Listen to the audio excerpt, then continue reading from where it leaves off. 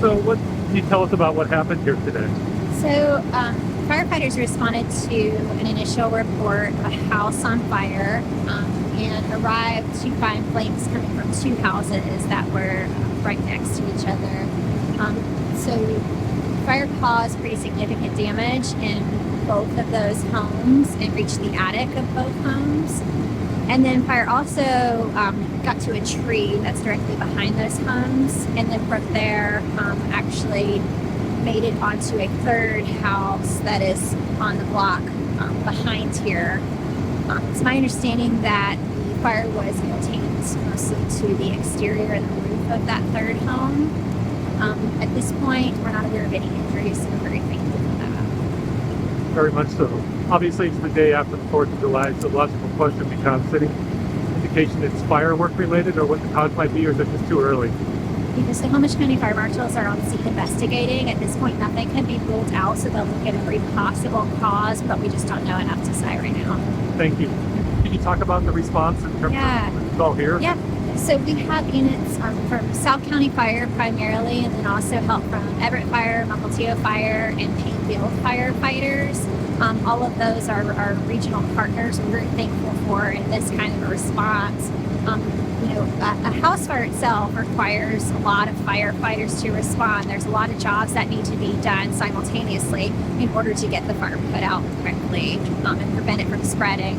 And then when you have two houses like this, side by side, very close to other structures, it's really imperative to get that fire in control so quickly. And so that is why you see more firefighters responding to this situation. I know you described that there are 3 structures involved here, but are you able at this point to identify which was the first and then the second and the third, or do you know where, at least where it originated, which house? Don't know yet. When our firefighters arrived, both of these houses had flames coming from them. So it's hard to say. The investigators will be able to better determine that. They'll look at burn patterns and things like that and be able to kind of pinpoint where it started, but right now, I couldn't tell you. I saw flames on social media clips. Seems like your guys, firefighters definitely arrived at a working fire. I mean, Yes. there were flames. And you say anything about how quickly they got on this? It seems like they did.